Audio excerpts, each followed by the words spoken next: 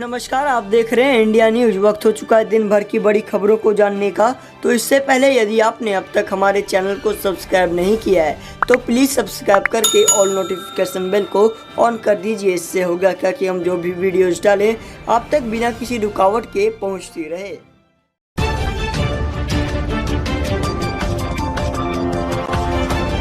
आइए दोस्तों, रुख करते हैं पहली बड़ी खबर की ओर। आपको बता दें, भूपेश बघेल ने ममता बनर्जी का किया समर्थन, प्रधानमंत्री पर एक तरफा फैसले का लगाया आरोप। दरअसल आपको बता दें, कोरोना संकट के बीच छत्तीसगढ़ के मुख्यमंत्री भूपेश बघेल ने हाल ही में केंद्र सरकार पर भेदभाव का आरोप लगाने वाली ममता बनर्जी का समर्थन करते हुए बुधवार को कहा कि केंद्र सरकार के कदमों के बारे में राज्यों को सूचित करने से पहले इनकी सूचना लीक करना और मीडिया को बताना प्रदेश सरकारों के अधिकारों को कमजोर करने के समान है। उन्होंने यह भी कहा कि तमिलनाडु के मुख्यमंत्री के पलानीस्वामी ने भी प्रवासी श्रमिकों को लेकर ट्रेन भेजने से पहले राज्यों के साथ समन्वय नहीं करने और सूचित नहीं करने को लेकर चिंता जताई थी। भूपेश बघेल ने कहा, केंद्र टीएम के दौरे समेत कई अन्य चीज़ों में अगर केंद्रीय मंत्रियों की तरफ से बयान दिए जाएंगे और अखबारों को सूचनाएं लीक की जाएंगी तो राज्यों का नाराज होना उचित है।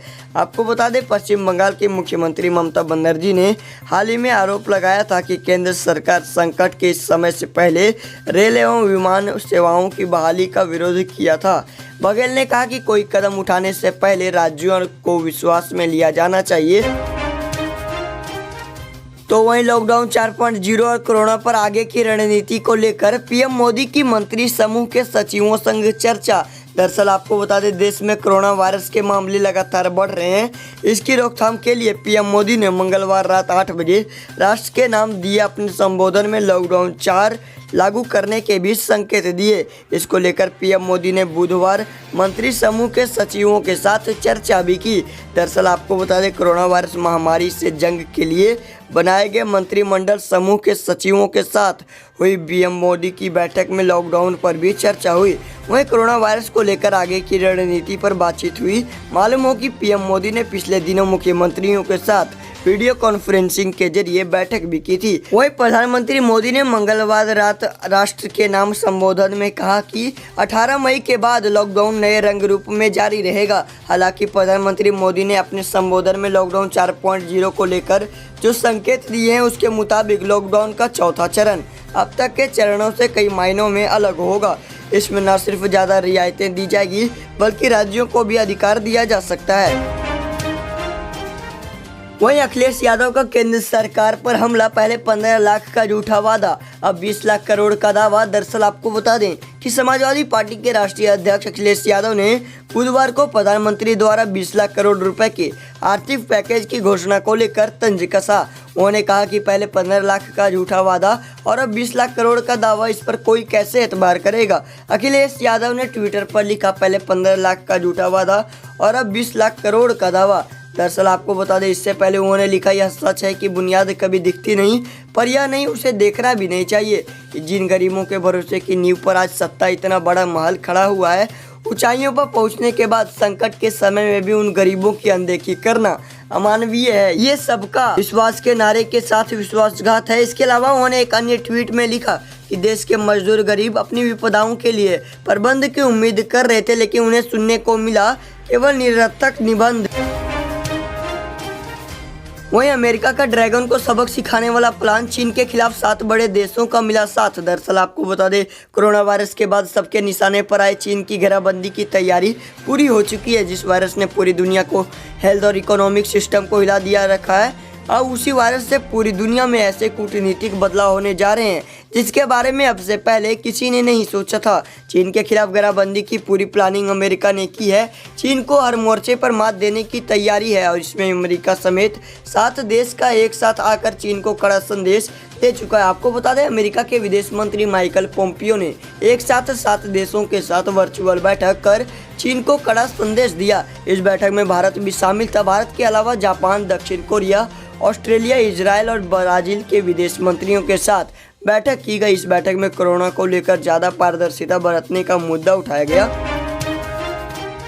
तो वहीं पीएम मोदी ने पाकिस्तान को दिखाई उसकी औकात। जाने क्या है मामला। दरअसल आपको बता दें, प्रधानमंत्री मोदी ने पाकिस्तान के प्रधानमंत्री इमरान खान और पाकिस्तान को उसकी औकात दिखाई है। कोरोना संकट में देश में सबसे बड़ा आर्थिक पैकेज का ऐलान पीएम मोदी नरेंद्र मोदी ने कल किया और आज वित्त मंत्री निर्मला सीतारमण इसके बारे में विस्तृत तौर पर जानकारी देंगी। लेकिन इस आर्थिक पैकेज के जरिए भारत ने पाकिस्तान को उसकी औकात दिखाई है। भारतीय अर्थव्यवस्था 200 लाख करोड़ रुपए की है और केंद्र सरकार ने 2020 से 21 के लिए बजट में करीब 30 लाख करोड़ रुपए निर्धारित किए थे। आपको बता दें, अर्थव्यवस्था में जान फूंकने के लिए पीएम मोदी ने मंगलवार को 20 लाख करोड़ के राहत पैकेज का ऐलान किया है। इस पैकेज का आकार पाकिस्तान के बजट से 6 गुना ज़्यादा है। पाकिस्तान ने 2019 में जो बजट पेश किया था वह 7022 बिलियन पाकिस्तानी रुपयों का था, जबकि पीएम मोदी के द्वारा ऐलान किए गए पैकेज का आकार 20 लाख करोड़ रुपए का है। आपको बता दें, भारतीय रुपए में यह रकम करीब 3.30 लाख करोड़ है। पाकिस्तान का 1 रुपया का बाजार भाव भारत के 47 पैसे के बराबर है। लिहाजा जिस पैकेज का देश में ऐलान किया गया है उस धन से पाकिस्तान अगले 6 साल तक अपनी अर्थव्यवस्था चला सकता है। पिछले दिनों कांग्रेस के नेताओं ने केंद्र सरकार से पूछा था कि ट्रिलियन इकोनॉमी में कितने शून्य होते हैं। वहीं पीएम मोदी के ऐलान के बाद सोशल मीडिया में इसको भी लेकर सवाल उठाने जाने लगे हैं। हालांकि आपको बता दें कि 20 लाख करोड़ में 13 शून्य होते हैं। वहीं शिवराज सरकार के लिए खुशखबरी, इंदौर भोपाल में रिकवरी दर बढ़ी। दरअसल आपको बता दें, मध्य प्रदेश भी कोरोना संकट से अछूता नहीं है। राज्य का इंदौर शहर अन्य जिलों की तुलना में कोरोना से ज्यादा प्रभावित है। हालांकि राज्य में शिवराज सिंह चौहान की सरकार के लिए अच्छी खबर आई है, क्योंकि शहर में कोरोना संक्रमितों की रिकवरी दर में इजाफा हुआ और ये 46% हो गई है। वहीं भोपाल में यह दर इजाफा हुआ और 54% पहुंच गई। आपको बता दें, मध्य प्रदेश के इंदौर शहर में कोरोना के कुल मामले 939 तक पहुंच गए हैं और 92 लोगों की मौत हो चुकी है। हालांकि जिले में रिकवरी दर में इजाफा हुआ है और ये 46% तक पहुंच गई है, जबकि राष्ट्रीय दर 31.76% है। राज्य में अब तक कोरोना संक्रमितों के 4000 से अधिक मामले सामने आए हैं। वहीं राज्य में पिछले सप्ताह में बीमारी से ठीक होने वाले रोगियों की संख्या दोगुनी हो गई है, जबकि राज्य में 28 अप्रैल को रिकवरी दर 15.79% थी, जबकि 10 मई को 40.38% तक पहुंच गई। हालांकि राज्य में मृत्यु दर राष्ट्रीय दर की तुलना में ज़्यादा है। राज्य में मृत्यु दर लगभग 5.84% है, वहीं राष्ट्रीय मृत्यु दर 3.24% है। इंदौर में 4016 मामले सामने आए हैं और जिले में 92 लोगों की मौत कोरोना से हुई है, जबकि 939 लोग कोरोना से ठीक हो गए हैं। वहीं राजधानी भोपाल में कोरोना संक्रमितों की संख्या 842 तक पहुंच गई है।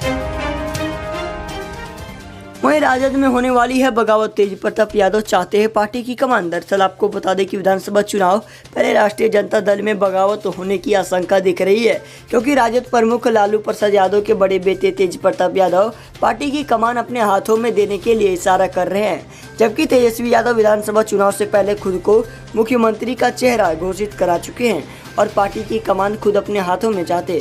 लेकिन हालांकि पार्टी में वरिष्ठ नेता तेजस्वी को अभी भी नेता नहीं मानते हैं। वहीं तेज प्रताप यादव एक बार फिर राजद के लिए मुसीबत बनते जा रहे हैं। असम में तेज प्रताप यादव लालू प्रसाद यादव के बड़े बेटे हैं तथा तेजस्वी छोटे, लेकिन अभी तक तेजस्वी यादव तेज प्रताप यादव पर भारी पड़ते आए हैं। तेजस्वी विधानसभा में पार्टी के नेता हैं, जबकि तेज प्रताप महज विधायक। हालांकि दोनों भाइयों में पिछले कुछ दिनों से रिश्तों में नरमी आई है। दोनों एक दूसरे को अर्जुन और कृष्ण कहते हैं। वहीं अब तेज प्रताप ने इशारों में कह दिया है कि वहीं तेजस्वी यादव के कृष्ण। पटना में मीडिया ने जब तेज प्रताप से पूछा गया कि तेजस्वी पर विरोध लगातार हमलावर रहे हैं, तो उन्होंने कहा कि जब अर्जुन पर हमला होता है तो कृष्ण उसे सुदर्शन चक्र से रोक देते हैं।